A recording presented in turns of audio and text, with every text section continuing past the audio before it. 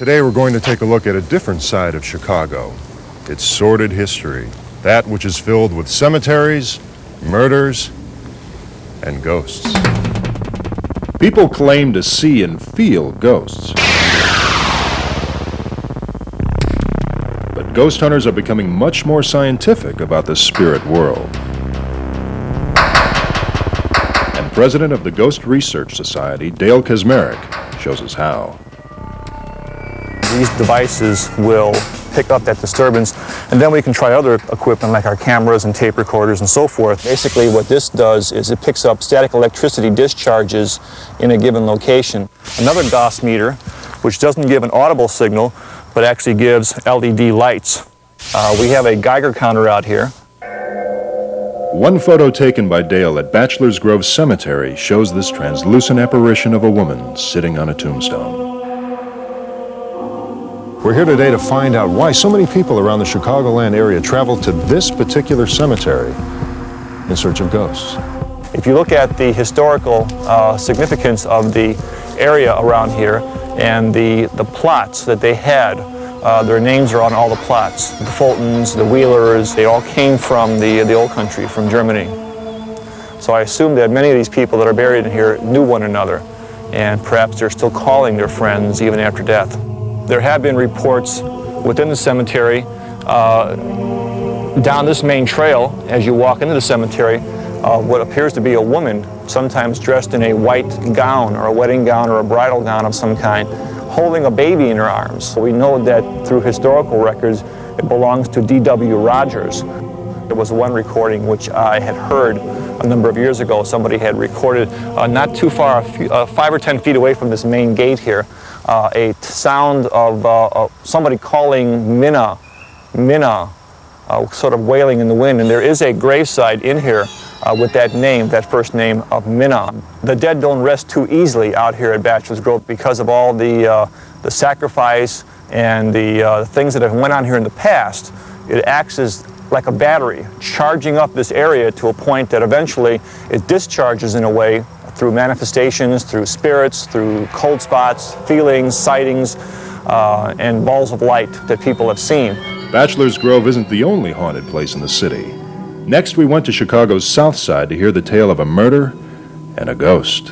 This is the roadway located directly in front of the Willowbrook Ballroom, where in 1931, Ressurection Mary, or a girl named Mary, who was later dubbed Ressurection Mary, was hitchhiking back home along this roadway when she was struck and killed by a hit-and-run automobile somewhere between the Willowbrook Ballroom and Ressurection Cemetery. And since 1931, she has been seen still trying to hitchhike back home from the Willowbrook to the cemetery and beyond, but she never gets beyond the cemetery.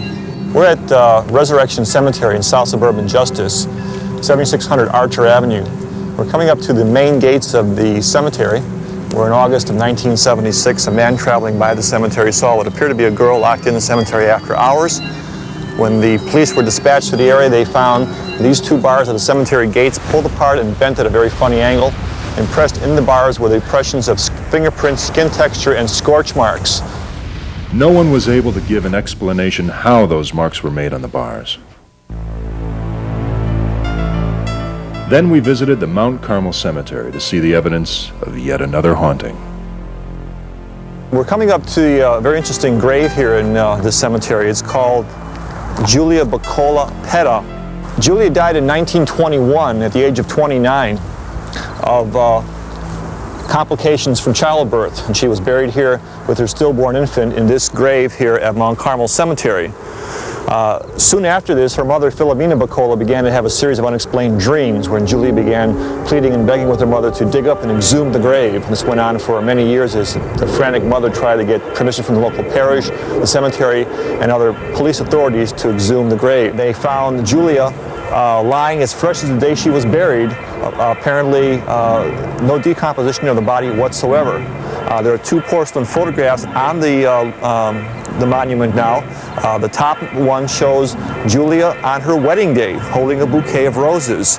The bottom picture on the base of the monument shows Julia as she was found 6 years later after being dug up in a perfect state of preservation.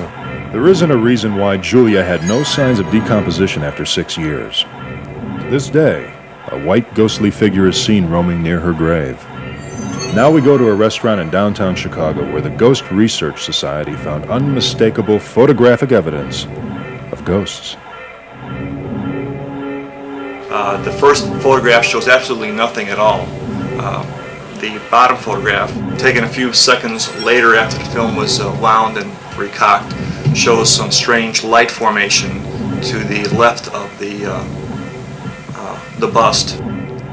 What appears in this photograph, if you look to the extreme left, near that table, it appears to be a semi-transparent figure of a monk-like individual, apparently cowled in a monk's habit. You can see the semi-transparent image above the table, and directly below the table, underneath the tablecloth, you can see what appears to be semi-transparent feet and legs. This videotape was recorded by the Ghost Research Society at the stakeout of the restaurant. Listen closely.